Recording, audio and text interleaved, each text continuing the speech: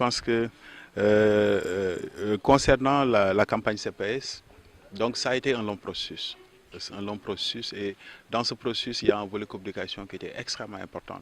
Et ces forats entrent dans le cadre de la communication. Donc en tout cas, le district de Kédougou a organisé des forats et je pense qu'aujourd'hui, ça a été une expérience réussie et certainement qui va être dupliquée dans les autres régions. Parce que voilà, ils ont fait des sorties au niveau des quartiers. Ils ont discuté avec les populations par rapport à leur perception concernant en tout cas cette campagne, surtout les éditions passées. Et je pense qu'ils ont recueilli l'ensemble des informations. Ils ont, à travers ces forats également, ça leur permet en tout cas d'avoir cette participation en tout cas de la communauté en tout cas autour de cette campagne CPS. Pour rappeler un peu, la campagne CPS, ça fait partie d'une stratégie complémentaire dans le cadre de la prise en charge, en tout cas du paludisme.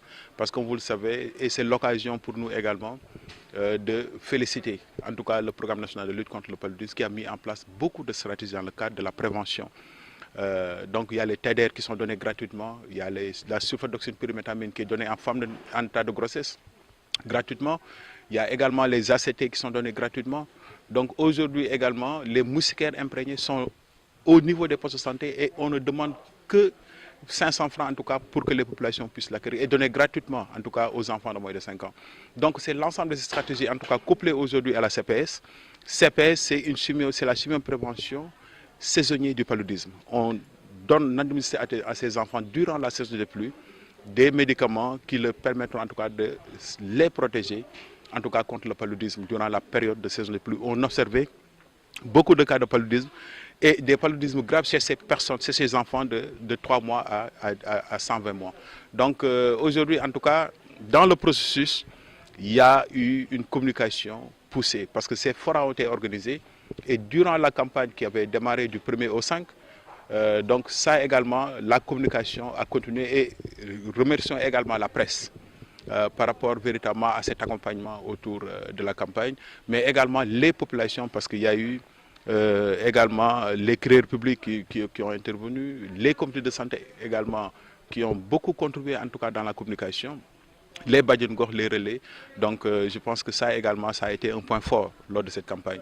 Donc concernant les résultats, aujourd'hui, en tout cas, l'ensemble de ces stratégies est associé en tout cas à l'engagement des agents de santé qui sont au niveau de l'ensemble de ces districts. La région médicale a atteint l'objectif qui lui a été assigné. Parce qu'aujourd'hui, la région médicale est à 91%, en tout cas, et on attendait 80%. En tout cas, l'objectif fixé, c'était 80%. Et c'est vrai que cet objectif, aujourd'hui, en tout cas au niveau du district, parce que pour les 3 districts, à Salemata par exemple, ils ont atteint en tout cas un objectif de 90%. À Kédougou, ils ont atteint un objectif de 89% et à Saraya, 94%. Donc c'est le global qui fait. Et sur les 5700 enfants attendus, c'était la cible, les 41 100 ont été atteints. Donc c'est ça qui fait qu'aujourd'hui, et parmi les enfants qui n'ont pas été atteints, il y a eu des enfants malades. Donc un enfant malade de paludisme, on le traite. On ne lui donne pas des médicaments préventifs. Mais également, il y a eu quelques cas de refus.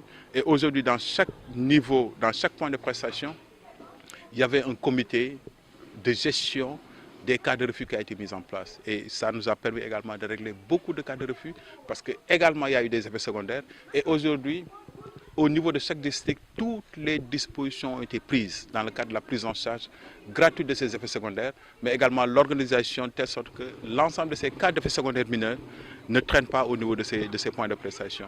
Donc c'est ça qui nous a permis aujourd'hui également d'assurer une bonne prise en charge de ces cas, mais également de continuer le plaidoyer pour que ces cas de refus, véritablement, qu'on n'observe plus ces cas de refus, en tout cas lors des campagnes précédentes. Et rappeler que c'est le premier passage.